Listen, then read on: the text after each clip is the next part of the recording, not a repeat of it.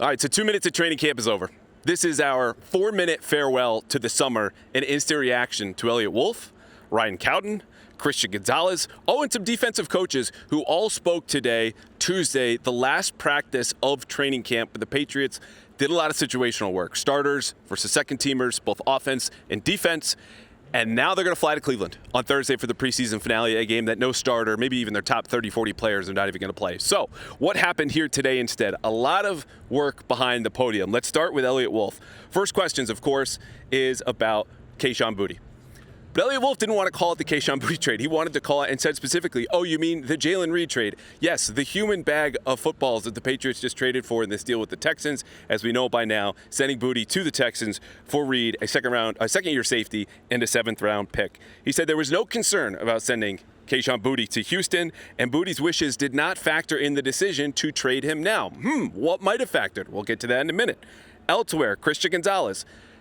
No update. That's what Eliot Wolf wanted to say. Pressed a little bit further because, look, other comments have been made by Mike Vrabel, by Robert Kraft. Eliot Wolf said they're making positive momentum. Okay, what does that mean? Well, I'm not going to get into it, was Eliot Wolf's response. All right, how about this?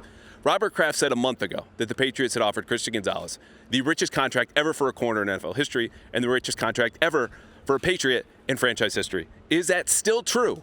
Knowing that two other corners, Devin Witherspoon being the most notable, have gotten richer contracts since Kraft said that. Yes. Now, last thing on this. While Eliot Wolf was confident about this, he also acknowledged, quote, it's about a cash budget and things like that. We're aware of the timing of these things, and we're cognizant of having a plan for that. What are these things? What is that? Drake May being eligible for an extension next spring. That's how soon it'll come up. So are they balancing those with the Christian Gonzalez extension? Yes, he said. They're cognizant of that, and they have a cash budget, which, of course, just set all of talk radio aflame, I'm sure, for the rest of today. So moving out here, where Christian Gonzalez spoke and admitted, as he deflected most of the questions, that it's been frustrating for him not to have, and that is a quote, an extension as it goes from the spring onto the summer, and now the opener is 2 weeks away. He also, in the metaphor of the day, had to wait as he's standing here, basically where I am now, just outside the end zone on one practice field. And the Kraft copter, Robert Kraft on his helicopter, starts to descend behind him. And if you've ever been around a helicopter, it gets awful loud. So Christian Gonzalez has to wait. We all have to wait on Robert Kraft until we can proceed, which is very much how Christian Gonzalez finds himself right now with this contract extension. I have some reporting on this in our last episode with Fitzy. If you haven't watched or listened, please go check that out. Now, does Christian Gonzalez feel like Eliot Wolf does, that there's some positive momentum?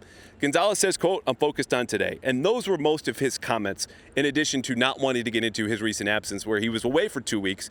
Was it injury related? Was it contract related? He says he's not going to get into it. It was just going to be about today. And the last person we heard from was Ryan Cowden. Ryan Cowden is the vice president of player personnel, basically under Eliot Wolf. Not sure he expected that to be entirely the case when he got the job, but the point is he deflected many questions as well. He said that Christian Gonzalez is about as important as a lot of other players on defense, and as we were going through this, he did not answer the question, many questions about Christian Gonzalez, really except for this. Is it under consideration to trade Christian Gonzalez? And he said, look, with Christian, they're negotiating on that side, and they're going to keep that where that is. So that to me was a no, but Ryan Cowden tried to follow the lead of Eliot Wolf and of Mike Vrabel, and largely did so. But the quote of the day, and we'll end on this, did not come from Eliot Wolf, did not come from Christian Gonzalez or Ryan Cowden, who largely did their parts today. And I think we got some decent answers here about what's going on in the stalemate between the two sides right now.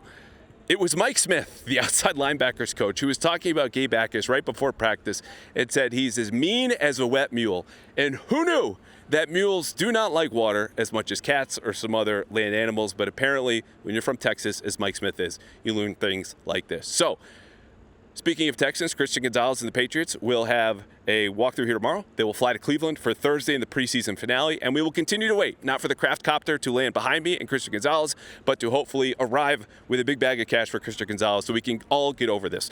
More reaction, more news, more everything to come at the Patriots on CLNS channel, as well as my channel @_Andrew Callahan. This is on Instagram. This is on YouTube. And please leave us a rating or review on Apple or Spotify. If you've been hanging out for 2 minutes of training camp, this is our farewell. This is it. We will go back to full-length episodes from here on out. Let us know how you feel. Let us know what you like. And we will see you on YouTube, Apple, Spotify for the rest of the season. All right, we're almost there. Patriots Seahawks season opener. In the meantime, preseason football, baseball, the WNBA, and whatever you're watching as we all wait for kickoff. Week 1 in Seattle. You got to jump on Prize Picks. And now is better than ever to jump on PrizePicks if you're new, because if you download the app today, you will get $150 instantly in lineups if you win your first $5 lineup. And here's how it works. You pick players who come with stats. You go more or you go less than that stat. And sometimes you can even tweak the number. If you don't like player numbers and stats, fine. You can go winners or totals or spreads, all at PrizePicks, America's #1 sports pick app. We're doing picks on the Pass Interference podcast for every Patriots preseason game and regular season game. So you can ride with my picks, you can fade them, you can show me you know better, or Efton Chisholm's going to go off, or actually be Romeo Dobbs, whoever it is, you can make your picks over at PrizePicks. And if you sign up now, again, this is the deal. Download the app today, use code CLNS to get $150 instantly in lineups if you win your first $5 lineup. One more time. Download the app today. Use code CLNS to get $150 instantly in lineups if you win your first $5 lineup. PrizePicks, America's #1 sports pick app.